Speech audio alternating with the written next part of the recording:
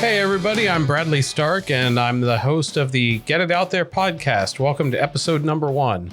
The Get It Out There podcast is a place where you can experience all the defining background stories that shape people who come from all walks of life.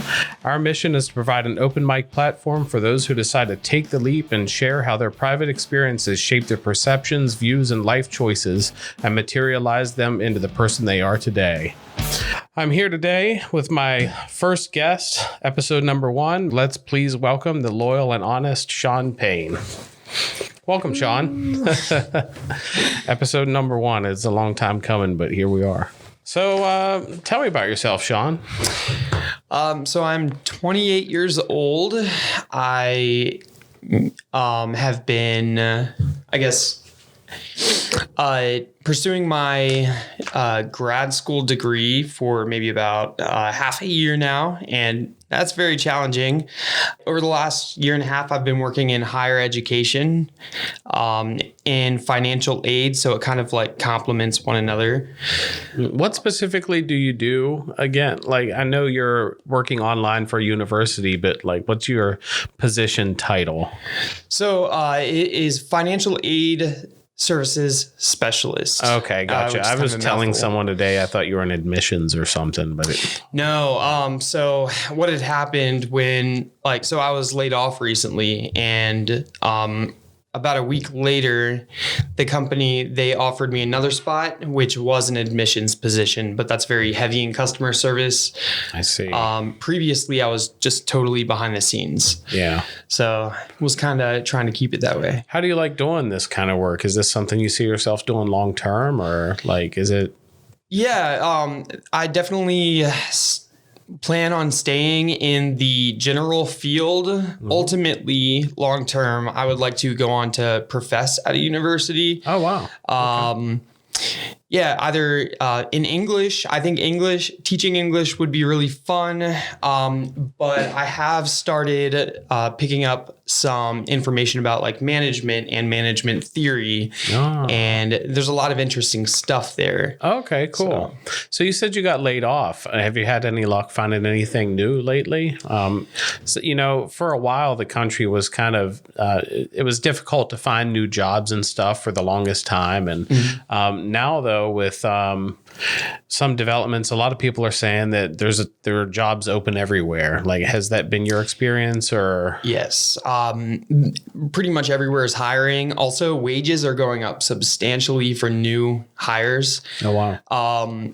So, yeah, it hasn't been too much of a challenge. I have actually been offered another job at the same company that I was just laid off from. For a second job. Right. It's the second job that they're offering me. And I have the official offer. There are just some logistics to work out, like behind the scenes with severance and stuff. Is this for that admissions position or? No, it's back in financial aid. Oh, okay. Yeah. So, awesome. However, this time it'll be a financial aid advising position. Mm-hmm. So it will be customer service. It pays really well, and it would definitely ease the transition of being laid off substantially, which is why I ultimately applied to it. Okay, awesome.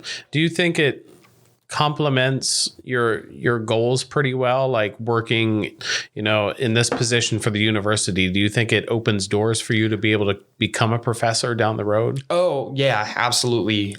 It is difficult. Fred and I were actually just talking about this a bit. Without experience, it's difficult to get your foot in the door in essentially any industry outside of the standard jobs you might work at a younger age in like customer service or like food.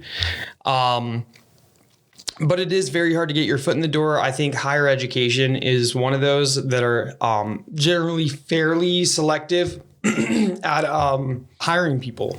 Okay, so I think that'll segue a little bit down the road. Let's start to get a little bit deeper. Where'd you grow up at? I grew up in Northern Virginia, around the Manassas area, like the Prince William County area. Okay, is that where you were born? Yes, actually, I was born in Dale City. Oh, okay. Yeah. Awesome. How long did you live in that area? So I want to say that my family moved out to West Virginia in the Eastern Panhandle when I was in 7th grade. So it's been like 16 years now or so. Oh, wow. Yeah, a big difference. I did have a little bit of a cultural overwhelming there upon moving over here. I bet you did. I mean, it's, even though Northern Virginia and West Virginia are so physically close, there are some differences in the lifestyle and stuff like that. For sure. Yeah. And, as like I've started meeting people from further away, maybe not necessarily living on the East Coast, I have noticed that a lot of people don't actually even believe that West Virginia is its own state. That's still a thing. Yeah. Absolutely. And just for the listeners out there, West Virginia is in fact its own state, separate from the rest of Virginia. Different from Western Virginia. Yes. Yeah. Definitely not the same region you're talking about there. How was your childhood? How was growing up? It was spontaneous. I mean, I grew up, I guess like a hybrid homeless childhood, which like, I mean, it's not that bad. Like, looking back to that time of my life, honestly, because, I was just a kid. It was like an adventure. It was, I'm sure, most stressful for my mother, who was a single mother of 4 boys. Living in a van off and on for a good while, like a few years. Wow. And then moving to homeless shelters, and then moving in with like grandparents. And it was pretty tumultuous. Absolutely. But it has since settled down substantially, and my mom's doing just fine. That's good. Now. How did you guys make ends meet during that time frame? Honestly, she did work. Granted, it's very difficult for one person to make an income that would carry 5 individuals. Absolutely. What did you guys do while she was working? Like you were in school during that time, or? So I was actually just talking to someone about this. We had so oftentimes. When I was really young, we would be dropped off at my grandparents, who would watch us for a little while, or just like a couple days here and there. All right. When not at my grandparents, we lived in women and children shelters. Oftentimes, mothers could leave their children there to be watched by other people who are staying there, or like the people running the facility. So honestly, The women's and children's shelter, I've never seen a men's shelter before, but I've heard that they can be relatively rough sometimes, just a very poor quality, or very like rough around the edges kind of people living inside. Women and children's shelter is a lot different than that. It more closely resembles like a motel with separate rooms, at least the ones that we stayed at. There were several different ones. They have food available for you there, or? Oh yeah. Okay. They, if I remember correctly, they collected a lot of food from just like church drives and donations and stuff like that. Was your family able to qualify for like welfare assistance and stuff like that? Yeah, I believe we were on it. We were on everything we could be. Actually, my mom just told me like 2 days ago that she kept me on, was it Medicaid? Not Medicare. Medicare is lose your hair. Medicaid is for young people. Yeah, I was on Medicaid until I was 18 for some reason, even though she was making a very like decent income by the time I was that old. So how did you guys pull yourselves out of that situation? My mom, she just ran into good luck. She was a bus driver for quite a while. She met this guy, his name, well, I'm going to leave his name out right now. But this guy, he was a landlord. He owned several different buildings. I want to say like him and my mom started dating, and then as that started moving forward, as they started kind of moving forward in their relationship, he let us move into his home, which was very rough. There was like there was paint stripping off like the walls everywhere, and I mean it was just not in great repair. Right. So we lived there for a good while, and my mom continued her school bus driving. We did not pay a rent because he was there often with us. The problem is that like he became kind of like domestically like borderline abusive. It was physical every once in a while, but overall it wasn't. I mean, there's definitely worse instances of it. Ultimately, they split up while we were still living in his house, and he did let us stick around a little bit longer until my mom met this other guy. His name's John, and her and he are still together today. Oh, wow. So, yeah, I don't know. I mean, when did you first move? Oh, I'm sorry. Go ahead. What were you gonna say? I was just gonna talk about divorce and say please.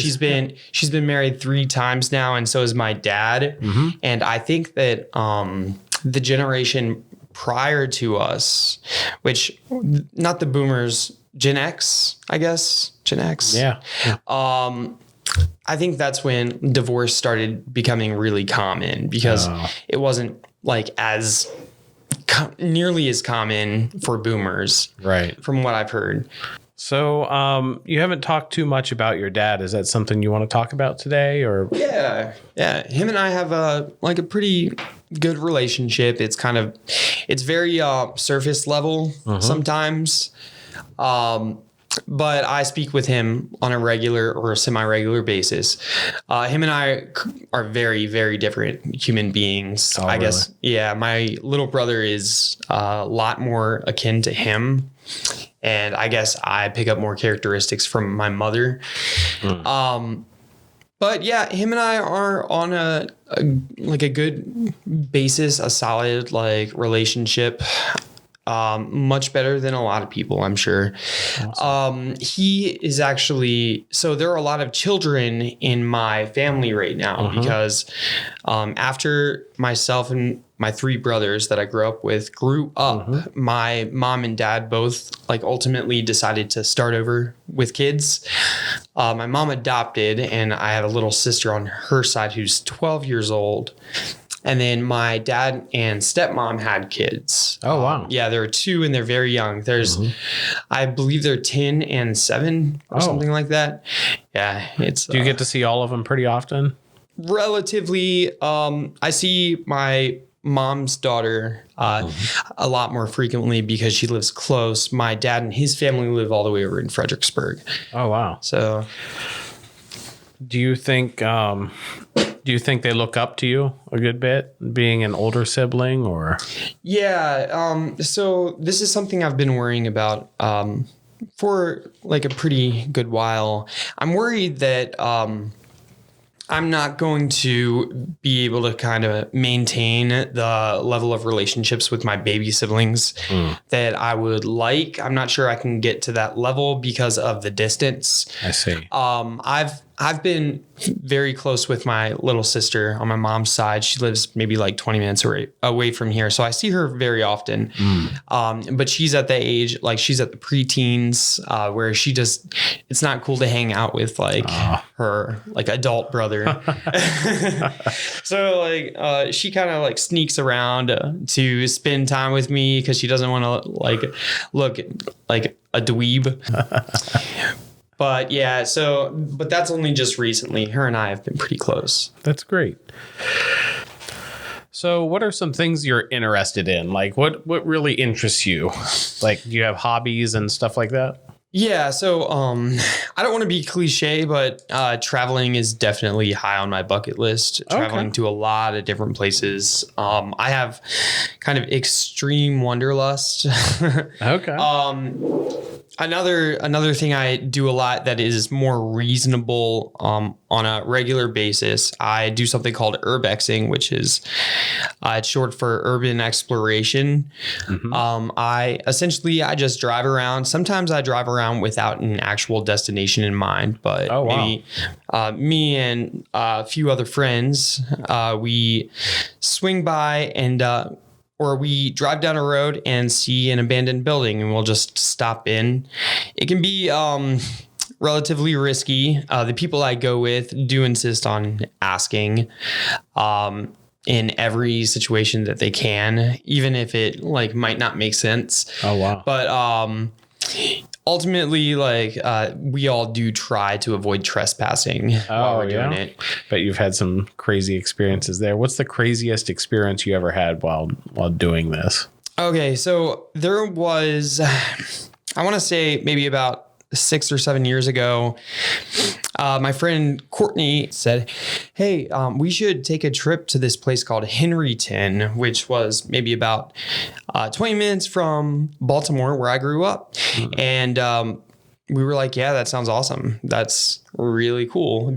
Henryton is an enormous several building insane asylum that closed down decades ago, and that has so many crazy stories attached to it.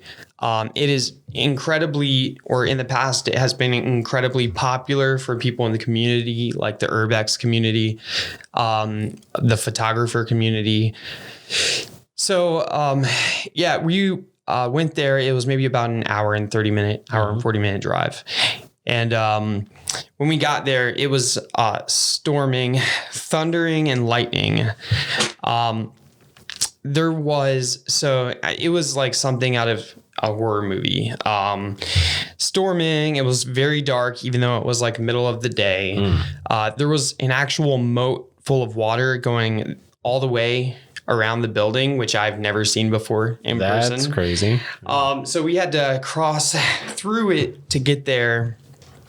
And there was nobody there. And it's an enormous building. And she did say it's very popular. So it was kind of weird just to see nobody there, I guess, because it was raining at the time. So we are walking around exploring the hallways. It's a lot of the medical equipment is still there in the rooms. I should preface before going any further that the building has actually been torn down since. Oh, wow. Unfortunately. But so we were walking around like the sprawling halls, just exploring all of the different like nooks and crannies of the building. It was haunting in so many ways.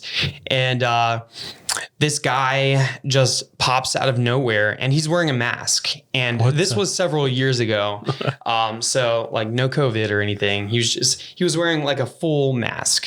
Not just covering like his mouth and nose, like a full face mask. Was it like a ski mask or a Halloween mask? No, it was like a ski mask. It still spooked the heck out of us. Absolutely.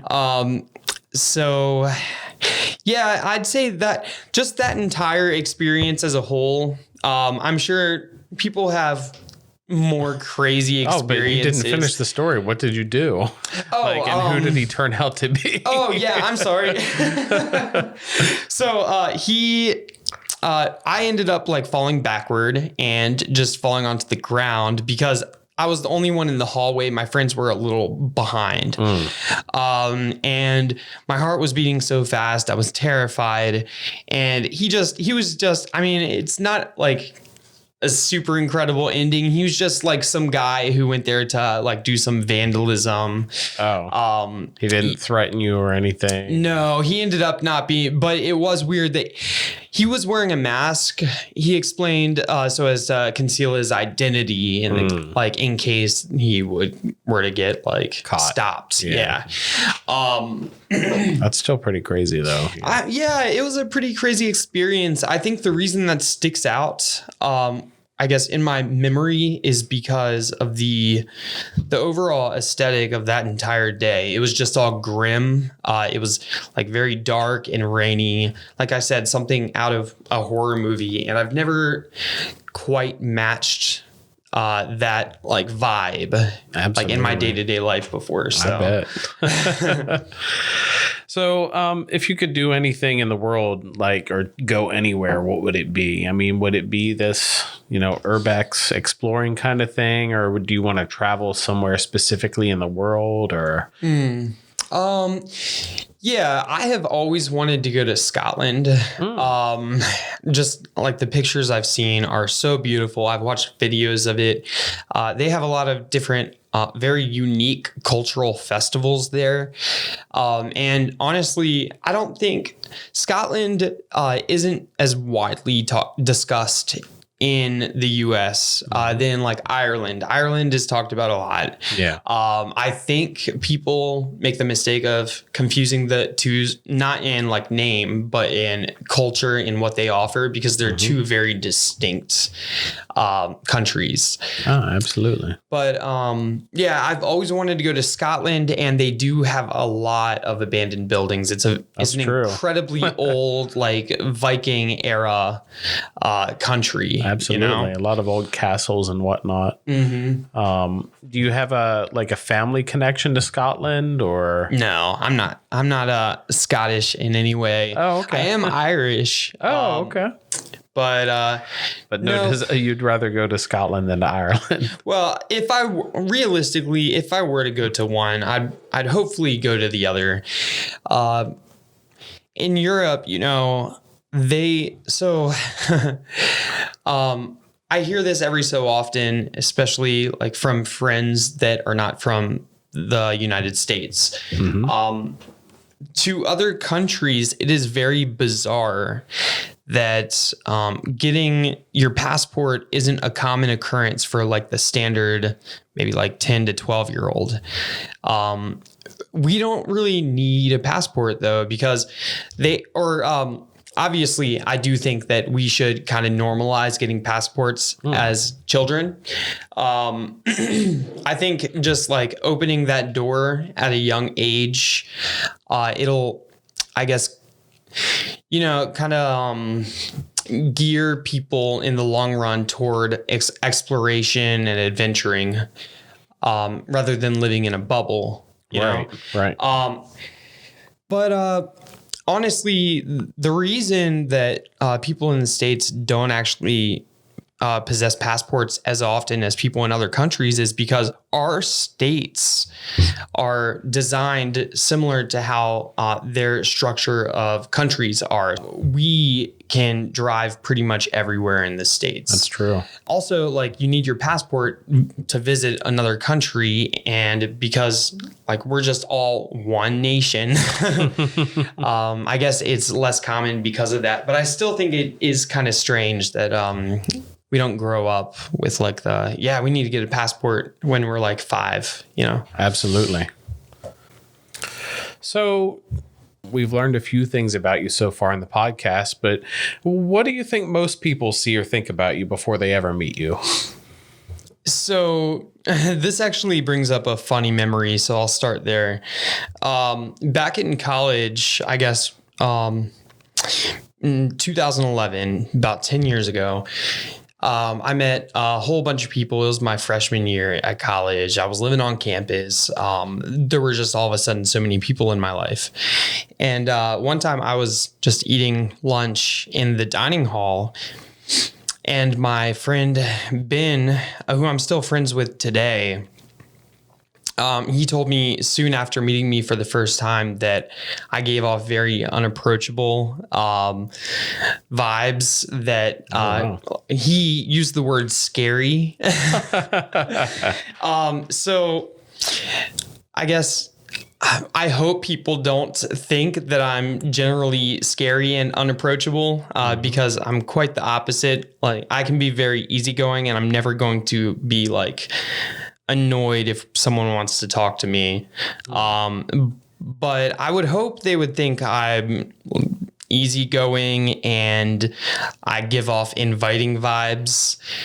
I can't say for certain though. Is there any particular topic or cause that you're especially passionate about?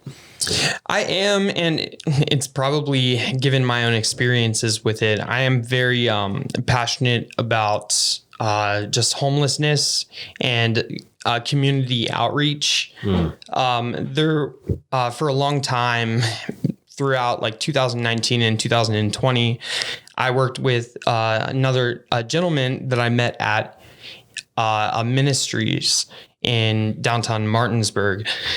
I worked with him for about a year and a half. He never finished his middle school education, and he, as a result, didn't know or doesn't know how to read and write. And he's grown up here. He's from the U.S. So for a long time, I was meeting with him every Wednesday, and we would just go over general like reading and writing methods. I think doing stuff like that makes me feel like, or it gives me purpose, and it makes me feel like I am helping people in this world. So would you like people to maybe view you as a kind of resource for those experiences and maybe a mentor, about those kinds of topics? Oh, absolutely. I'm always up for helping in any way. I'm always looking for new opportunities like that one. I do remember that. So the reason we stopped, he got to a point where it was just, especially after COVID, it was just too hard to pick back up. I see. And he picked up a full-time job, and he wasn't in the mood to meet up anymore as often. And I was like, well, if it's not going to be often, then we'd better just put it on hold until we can get back to doing it on a regular basis, because meeting up once a month isn't going to make much of an impact. Absolutely. You need repetition. Have you had a lot of experiences like that with other people? You mean like a mentor-mentee relationship? Mm-hmm. Yeah. A handful. I wouldn't say that it kind of fills up my entire history, but there are instances. I worked at the Job Corps around here, working with at-risk youth for a while. And I did have a very similar relationship with them. I was asked to tutor in math though, and I'm horrible at math. So, that ended up, it was a very just short-term opportunity that I was presented with. What do you want to do or see most in the world? Do you think that those experiences you had, mentoring people would affect that? So as in like, what do I want to see from other people in the world? Yeah. I mean, in relation to other people's situations, I'd like to see people wait longer before passing judgment on people, and consider more fully the background that that human beings are exposed to. Everyone has a different story, and I hate to be cliche here, but that's something I see way more often than I'd like. People passing judgment on people, especially if people with less privilege in their life. It's something that I see often enough in society as a whole. It's something like, I think a lot of people would say that they know like judgmental people in their life. Absolutely. And I'm sure a lot, if not most people, would say they have felt judged in the past. And it's just something, I guess it's human nature in some ways, but it's also a temptation that I think people should spend more time trying to fight. Sure. Absolutely. What are the most important principles you have as a person? Like, what's most important to you? Like your characteristics and the things that you pride about yourself that you think are the most important to the way you live your life? So I am I'd say I hate talking about myself like this. Kind of like I would have say to, that's a good characteristic. So I am a very loyal person, sometimes to a fault, and I am a very forgiving person as well. I let things go very quickly, even if maybe like I shouldn't, or I should push back a little bit. That's definitely gotten me into some scenarios that I would have rather avoided. Mm-hmm. But overall, I would say it is a good quality to have. If someone shows that they care about me, and they prove support to me and like how I live my life, then they are going to have my complete loyalty. I guess looking at your own values, and it could be related to that, or it could be anything else. But if there's anything that you could just, I don't know, instill in everybody in the world, or something you could just, impress the importance upon the world of, like, what would you instill most often in other people if you could?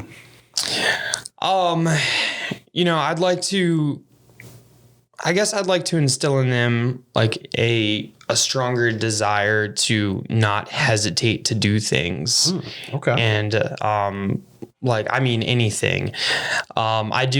I know several people, and I have in the past as well, that, want to adventure, want to do something, and call what they say are pipe dreams. Like, they have pipe dreams. But my argument to that is that they're not pipe dreams. They're only pipe dreams as long as you're calling them pipe dreams. Right. So I kind of want to instill that into people, especially people I care about. Don't hesitate so much and just kind of do stuff. Like, it's totally okay to like close your eyes, plug your nose, and like jump into the ocean without thinking about it. Not everything has to be premeditated, So I know I've kind of jumped around on questions a bit, but that was actually another one that I wanted to ask you about, but it's probably the same, but you can feel free to give another answer if you like, about the best advice you could give anyone. Do you think it would be that not hesitate, or is there additional advice you would like to? Just to kind of add to not hesitating. What about in relation to your experiences with poverty and homelessness and stuff? Is there any advice you can give people that might help get them out of it, or might prevent someone from making a bad decision that maybe, you have experience with, to help them avoid that pitfall? Or so growing on the East Coast, especially in the Eastern Panhandle in West Virginia, unfortunately, drug addiction is a relatively common occurrence, so much so that many call it an epidemic. That is definitely something. I mean, again, not to sound cliche, but just stay away from it. Like, it's life ruining. And I've seen it like in first person. It's impacted my life directly. And it can ruin lives. Absolutely. So, I mean, I guess that would be my biggest piece of advice, especially to assist in people stepping out of like a less privileged lifestyle. At the same time, though, privilege, it's not always something I think that can be worked for 100%. Sometimes I think people are innately privileged, and as such, there are people who are innately not privileged.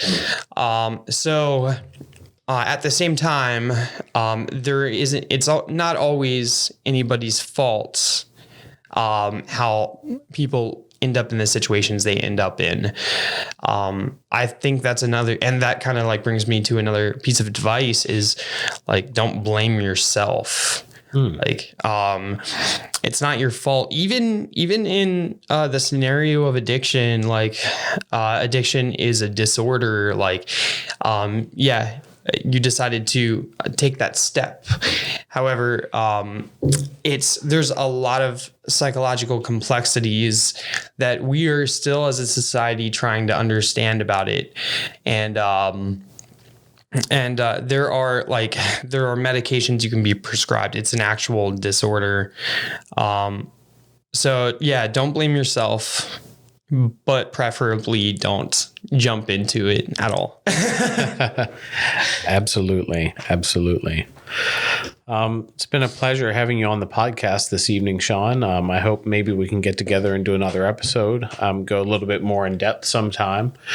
Do you think you've had a good opportunity to talk about the things you wanted to talk about this evening? Is there anything else maybe a topic that I didn't think to write a question about that you'd like to discuss further? So I went into this anticipating talking about traveling and adventuring a lot. And I think I got my primary messages across in that regard. And in regard to poverty and low income situations, we talked about both of those topics quite a bit. Absolutely. So that I wasn't sure if this was going to be themed, but it sounds like those two things ended up being the theme. Absolutely. There are absolutely things that I would like to talk more about in another episode, though, that would go against that theme. It'd be awesome to have you back. I think we had a great first episode. I think this is a great way to kick off the Get It Out There podcast, Right. Talked about your background a bit, your experiences, your views on life. It's apparent to me that you're an overwhelmingly positive person that's trying to make a good impact on the world. And, Thank you. I hope you'll continue to do those things, and maybe future episodes can also do the same thing. For sure. That's something I really support about the message of this podcast is just spreading positivity and spreading life experiences of other people. Absolutely. I think the goal of the podcast actually very much complements the message that I was trying to get across today. Absolutely. It's our mission to make sure that anybody who wants to tell their story or just get their angle out there, from my shoes, this is what the world looks like. From my experiences, this is what the world looks like. And I think the world needs more of that, because we all only can make decisions and perceptions about the world based on the things we've experienced and the things we've seen. And how could you possibly understand, someone else's viewpoint if you haven't had that walk in their life,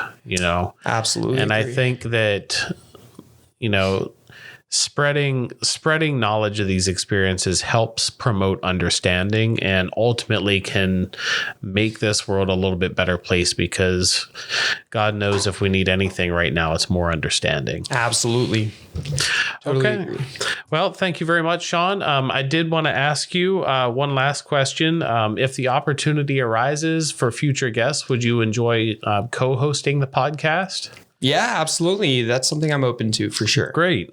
Just for the listeners out there, I'd like to let them know that it's my intent that for any willing podcast guest who wants to, that they will be able to come back and co-host another episode with the next podcast guest. And that will offer, again, fresh perspectives on people's experiences and new and interesting questions. That's all we have for today. I appreciate everybody listening, and hopefully we'll see you again in the next episode. Take care, everybody. Good night.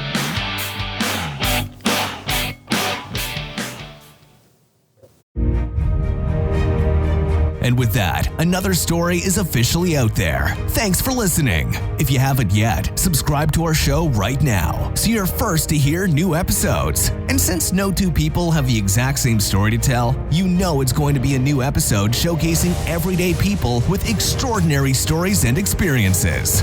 And if after hearing a few episodes, you think you want to get your story out there, follow these 2 steps. Step 1, congratulate yourself. That's what the show is all about. And step 2, email giot.podcast@gmail.com.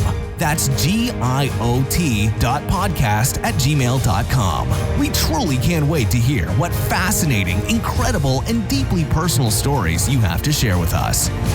And maybe you too can get it out there.